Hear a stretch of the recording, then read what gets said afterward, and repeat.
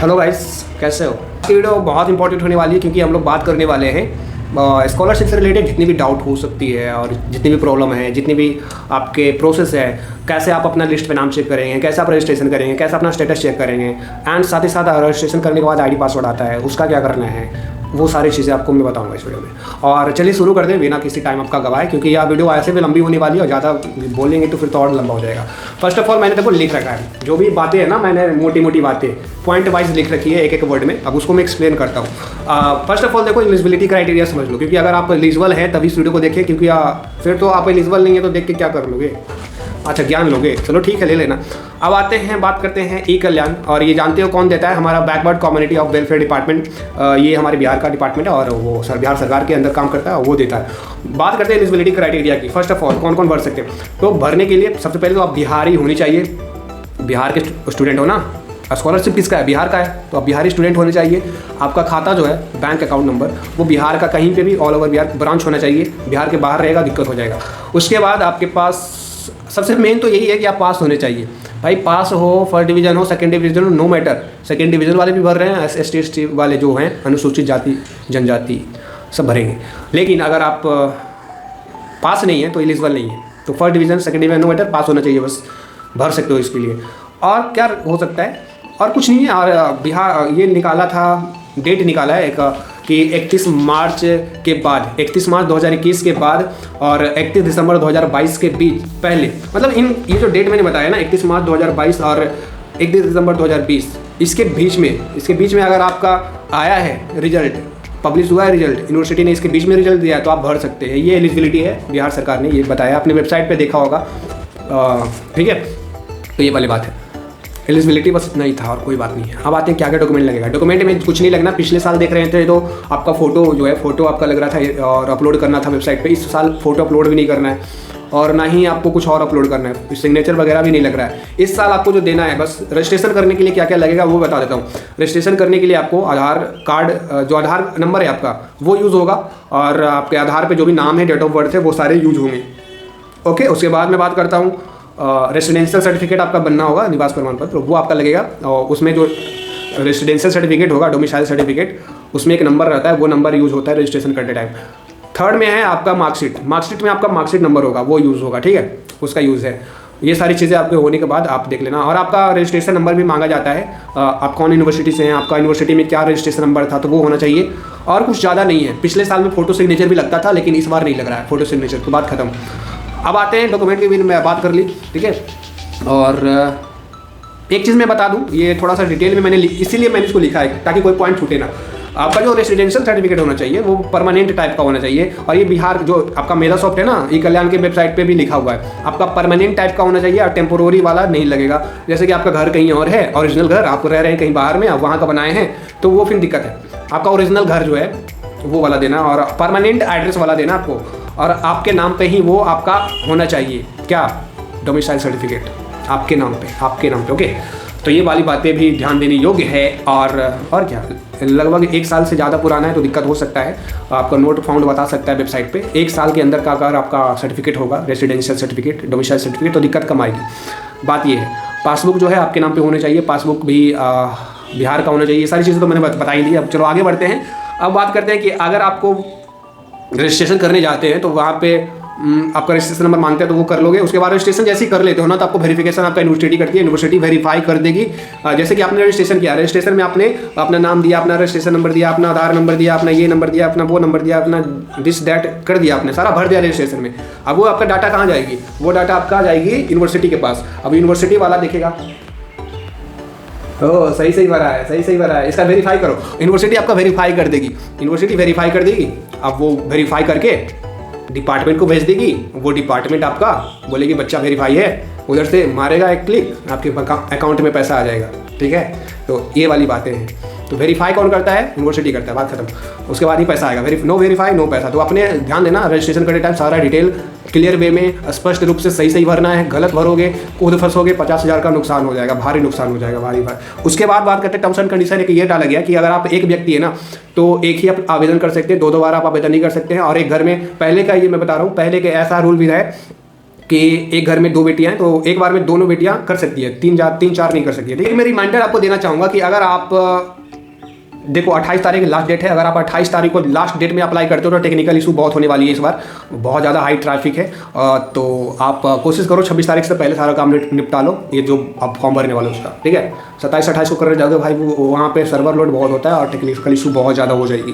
कुछ छोटी छोटी बात ये है कि अपना मोबाइल नंबर आप किसी का भी दे सकते हो, ऐसा नहीं कि आप अपना नंबर दोगे तो ठीक रहेगा, आप मम्मी का नंबर दे दिए तो गलत हुआ है। नंबर किसी का भी दे सकते हो, ईमेल आईडी इनफैक्ट किसी का भी दे सकते हो, घर में किसी का, फैमिली में किसी का भी दे सकते हो, ठीक है, इसमें कोई बात नहीं है। लेकिन बैंक अकाउंट और डोमिसाइल सर्टिफिकेट ये आपका होना चाहिए।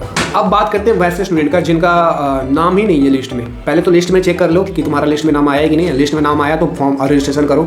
जिनका नाम ही नहीं है तो उनको कुछ नहीं करना है, अपनी यूनिवर्सिटी सबसे पहले जाओ जिसमें यूनिवर्सिटी में तुमने पढ़ाई करी है, वहाँ के रजिस्ट्रार से जाकर मिलो। सर ऐसा क्यों हो रहा है, मैं तो पास थी, मैंने सारा काम किया है, मेरा मतलब फर्स्ट डिवीज़न भी है, फिर भी मेरा नाम क्यों नहीं है।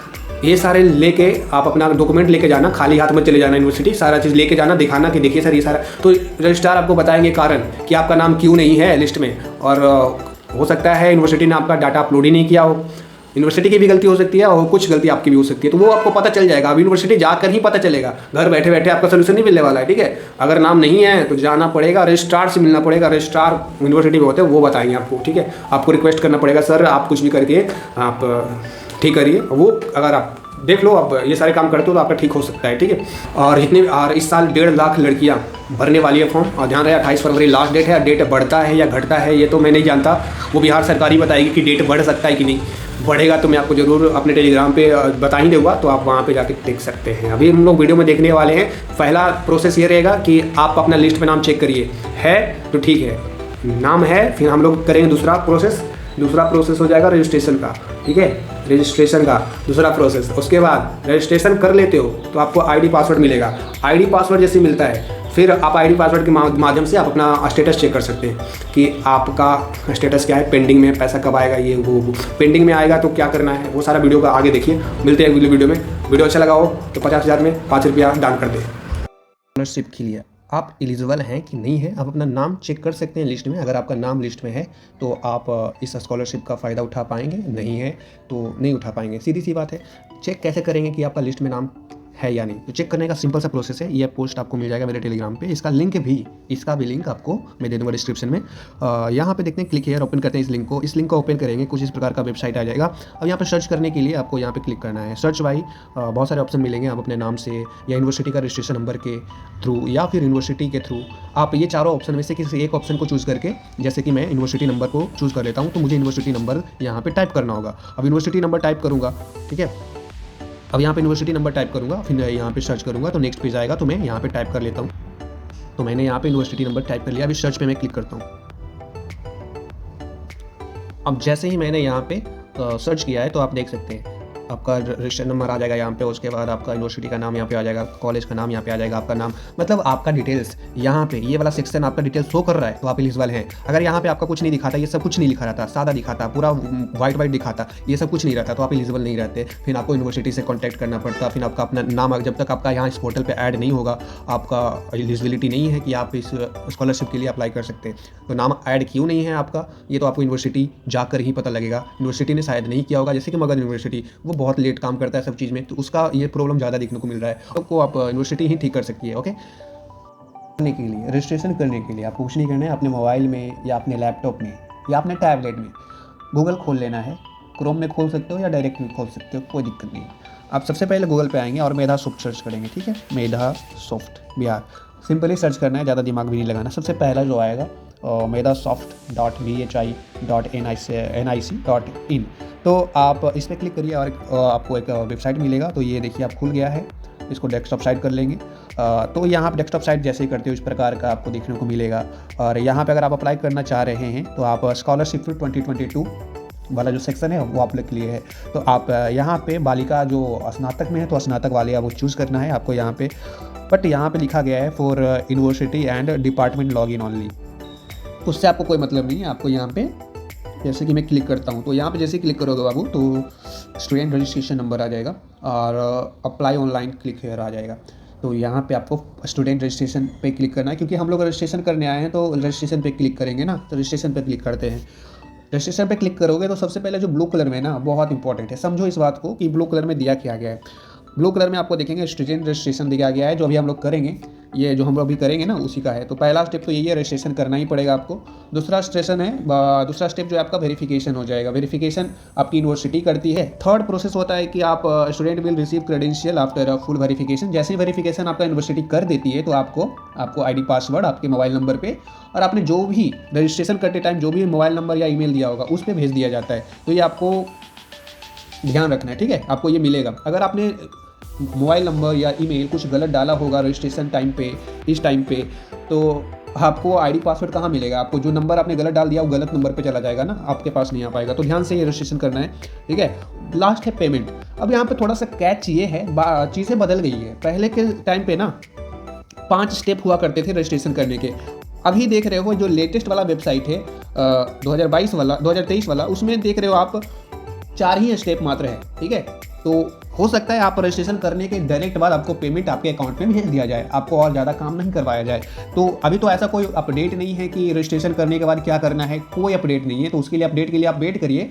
फिलहाल आपको 4 स्टेप दिए गए हैं। अब वेरिफिकेशन आपका हो जाता है, लॉगिन आईडी पासवर्ड मिल गया है, तो आप आराम करिए अभी, क्योंकि उसके फर्दर आगे का स्टेप सरकार ने बताया ही नहीं है और आप कर भी नहीं सकते। तो आईडी पासवर्ड आपके पास रहना चाहिए। आईडी पासवर्ड का आप यूज अपने स्टेटस को चेक करने के लिए कर सकते हैं कि आपका पेंडिंग है या पैसा कब आएगा या पैसा आ गया है। तो स्टेटस चेक करने के लिए आईडी पासवर्ड का आप यूज़ कर सकते हैं लॉगिन करके। ओके, तो ये सारे प्रोसेस है। अभी हम लोग देखते हैं कैसे करना है। तो यहाँ पर कुछ गाइडलाइंस है, आप इसको पढ़ लें। मैंने तो वीडियो के शुरू में बता ही दिया ये सारा गाइडलाइंस। तो यहाँ पर सबसे पहले मैं इसको चारों पे आप चेक बॉक्स कर लेता हूँ। उसके बाद कंटिन्यू पर क्लिक करना है। कंटिन्यू पे जैसे क्लिक करते हो तो रजिस्ट्रेशन का आपको इस तरीके का पेज मिलेगा। अब जो चीज़ मांगा जा रहा है आपको कायदे से, अच्छे से, बारीकी से भरना है। जैसे कि आप सबसे पहले तो भरना क्या है, आपको सबसे पहले अपना सेलेक्ट करना है यूनिवर्सिटी, जिस भी यूनिवर्सिटी से आपने पास किया है। तो मैं पाटलिपुत्र यूनिवर्सिटी, तो पी वाला सबसे नीचे में होता है, तो पी यहाँ पर है पाटलिपुत्र यूनिवर्सिटी। तो ये मैं क्लिक कर लेता हूँ। आपका जो भी यूनिवर्सिटी होगा आप वो क्लिक करेंगे, ठीक है। थोड़ा सा नेट मेरा स्लो है इसलिए लोड स्लो ले रहा है। उसके बाद आपका जो रजिस्ट्रेशन नंबर होगा, रजिस्ट्रेशन नंबर आपके रजिस्ट्रेशन स्लिप में होता है, आप वहाँ से देख सकते हो। और ठीक है, आपका जो भी यूनिवर्सिटी का डॉक्यूमेंट होगा वहाँ पे मिल जाएगा आपको रजिस्ट्रेशन नंबर। तो वहाँ से आप देख के यहाँ पर रजिस्ट्रेशन नंबर डाल सकते हैं। अब देखिए मैंने इनका डिटेल्स भर दिया है। अभी मैं इस पर गेट डिटेल पे क्लिक करूँगा। अगर यहाँ पे गेट डिटेल क्लिक करने के बाद आपका नाम आ रहा है तो सही है, नहीं आ रहा है तो सोचने की बात है। जैसे कि मैंने इनका क्लिक किया तो इनका नाम आ गया, आरती कुमारी। अब यहाँ पे प्रोसीड पे क्लिक करना है और फिर आगे की चीज़ें आपको देखनी है।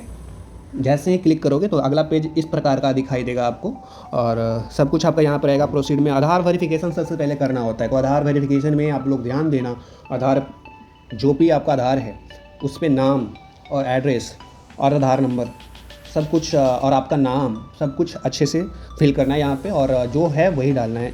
एक शब्द भी इधर उधर हुआ ना बवाल हो जाएगा, फिर तो मतलब गलत हो जाएगा, रद्द हो जाएगा आपका एप्लीकेशन, समझिए इस बात को।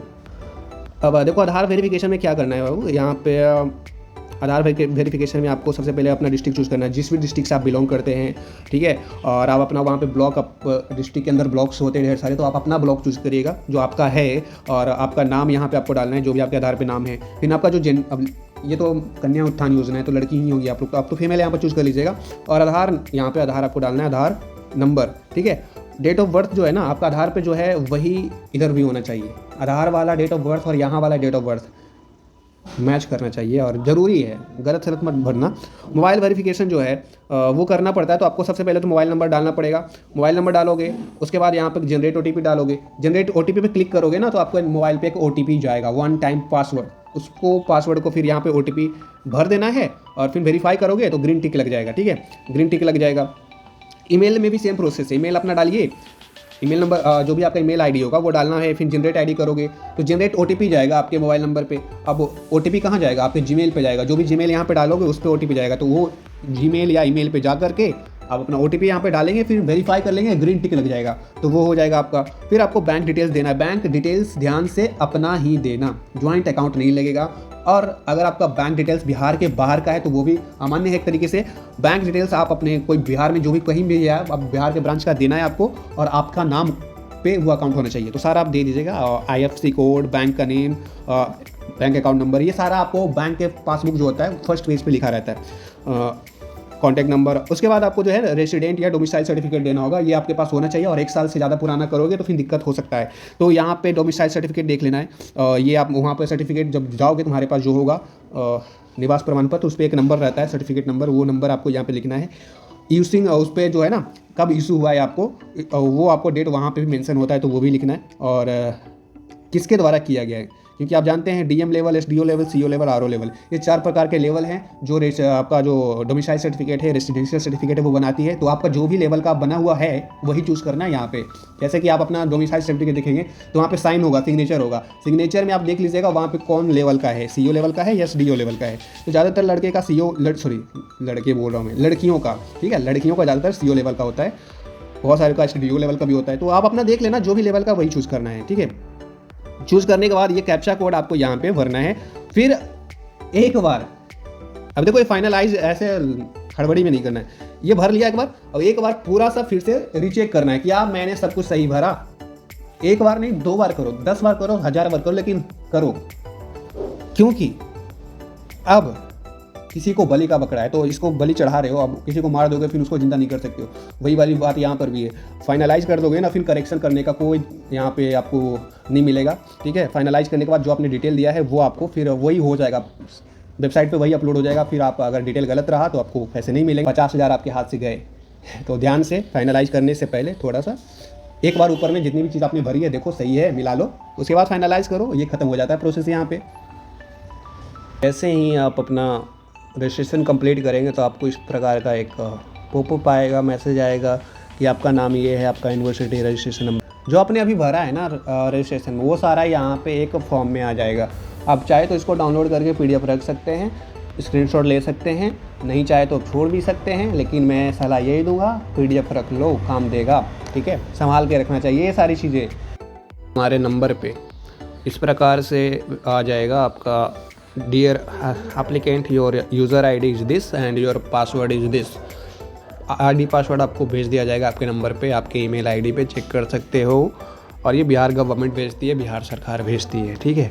अगर आपका ID password, login ID password नहीं आया है तो वेट करिए। अगर आपने आज अप्लाई किया है तो कम से कम 2 दिन तो आपको वेट करना ही चाहिए। आ जाता है, टेंशन नहीं लो, आ जाएगा। नहीं आया है तो, अगर आपके 10-15 दिन हो गए हैं अभी तक नहीं आया ID पासवर्ड, तो आपको कांटेक्ट करने की ज़रूरत है, आपको कंप्लेन करने की ज़रूरत है। आप डिपार्टमेंट में डायरेक्ट कंप्लेन कर सकते हैं। ईमेल ID इनके वेबसाइट पे दिया रहता है ढेर सारा। नंबर तो लगता नहीं है, लेकिन कोशिश करना लग जाए तो वो भी बहुत बढ़िया बात है। लेकिन ईमेल के ज़रिए आप कंप्लेन दर्ज करवा सकते हैं, यूनिवर्सिटी जा सकते हैं। अगर ज़्यादा दिन हो गए फिर आप देख सकते हैं ID पासवर्ड आने के बाद क्या करना है, अप्लाई करना है, कुछ नहीं करना है। ID पासवर्ड आ गया, उसको संभाल के रखो, हो सके तो कॉपी में आप लिख लो अपने डायरी में, ताकि कभी कभार मैसेज डिलीट हो जाता है, फिर दोबारा खोलने तो नहीं मिलता है। आज के डेट में आप देखोगे वेबसाइट पे जाके तो आपको फॉरगॉट पासवर्ड का ऑप्शन तो मिल जाएगा। यहाँ पे देख लो फॉरगॉट ID पासवर्ड का ऑप्शन है, लेकिन अगर आपने ID भुला दिया ना तो एप्लीकेशन ID फॉरगॉट करने का कहीं पे भी ऑप्शन नहीं है। समझ रहे हो बात को?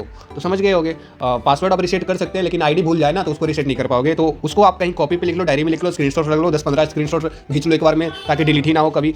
उसके बाद आपको यहाँ पे स्टूडेंट लॉगिन में जाकर के आप जैसे ही लॉगिन करोगे ना अपना ID पासवर्ड डाल करके, तो आपको यहाँ पे आपका स्टेटस दिखाएगा, ठीक है।